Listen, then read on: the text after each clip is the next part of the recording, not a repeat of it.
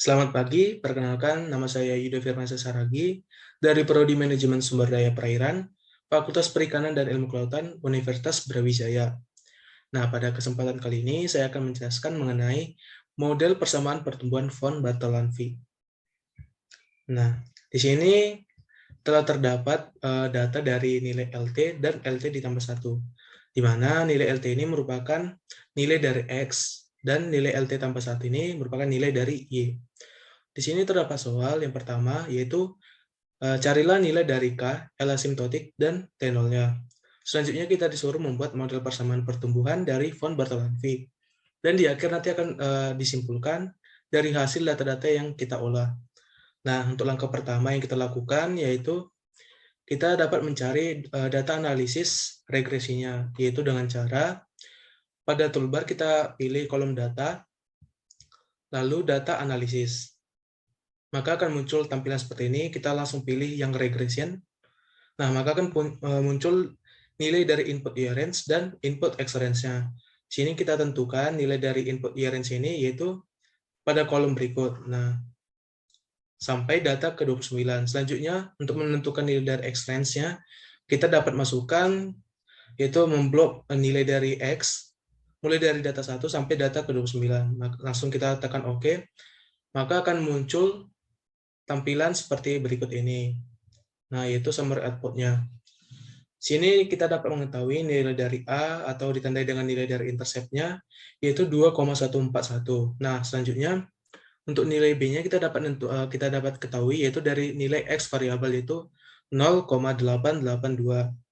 Nah, setelah kita pindahkan ke tabel berikut ini, selanjutnya kita akan mencari nilai dari K, yaitu kita dapat menggunakan rumus K sama dengan learn dari nilai B-nya tadi.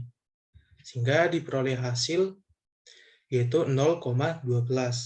Nah, untuk mencari nilai dari L asimtotiknya, yaitu kita dapat menggunakan rumus nilai dari A dibagi 1 dikurang nilai dari B-nya tadi. Maka didapatkan hasil yaitu 18,27.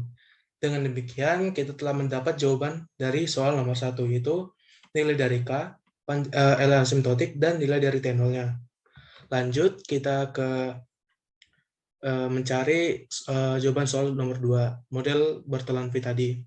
Nah, sebelum kita mencari T0-nya, kita terlebih dahulu menggunakan rumus empiris dari Pauli, yaitu logaritma negatif T0 sama dengan negatif 3,922 dikurang 0,2752 dikalikan logaritma dari L asimtotik yang sudah kita dapatkan tadi dikurang 1,038 dikalikan logaritma dari K-nya, nilai K-nya tadi. Maka didapatkan hasil yaitu 0,20.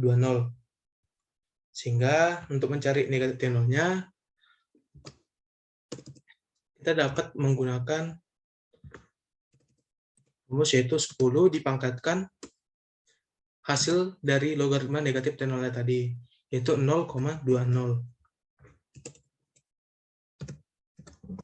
Nah, selanjutnya untuk menentukan nilai antilognya, yaitu kita dapat menggunakan formula rumus, yaitu sama dengan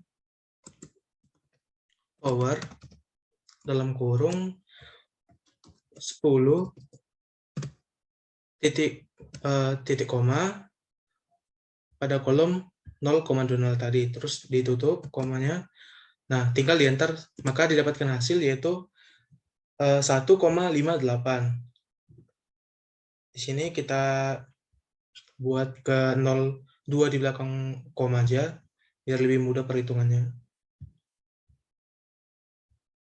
Nah, maka didapatkan hasil T0 yaitu negatif 1,58. Setelah itu kita masuk ke model persamaan pertumbuhan von Bartholin-nya, di mana untuk mencari model persamaan pertumbuhan von Bartholin kita dapat menggunakan rumus yaitu LT sama dengan nilai L asimtotik dalam kurung dikalikan 1 dikurang E dipangkatkan nilai dari negatif K dikali T dikurang nilai dari T0-nya. Maka kita dapat membuat persamaannya, yaitu LT sama dengan 18,27 dalam kurung 1 dikurang E pangkat 0,12 ditambah dikali T ditambah 1,58. Kenapa ditambah? Kan pada rumus di sini sudah negatif. Dan nilai dari T0 itu sama dengan negatif. Jadi negatif ditambah negatif dikurang negatif sama dengan positif. Nah, negatif dikali negatif sama dengan positif. Nah, sehingga diperoleh untuk persamaan pertumbuhan von Bartholin-V yaitu LT sama dengan 18,27 dalam kurung 1 E pangkat 0,12 dikalikan 1 ditambah 1,58. Nah, selanjutnya kita akan membuat kesimpulan dari hasil yang kita dapat. Nah, untuk bagian kesimpulan ini, kita dapat membuat scatter plot dari data yang berikut ini. Nah, jadi untuk membuat scatter plotnya itu, kita hanya menggunakan tabel T dengan LT. Nah, cara itu kita blok dua kolom ini, seperti ini, sampai ke bawah. Nah, lalu kita buka pada toolbar-nya itu bagian insert, lalu kita tekan yang scatter plot. Kita pilih yang ini. Nah, maka akan muncul hasil dari scatter plot dari data-data yang kita blok tadi. Untuk kesimpulannya, berdasarkan gambar di atas ini, dapat diketahui hubungan antara laju pertumbuhan ikan dengan umur akan membentuk kurva sigmoid, di mana arti dari kurva sigmoid ini yang berarti pertumbuhan ikan tidak sama selama rentang hidupnya. Nah, ikan yang berusia muda pertumbuhannya akan lebih cepat daripada ikan yang berusia tua.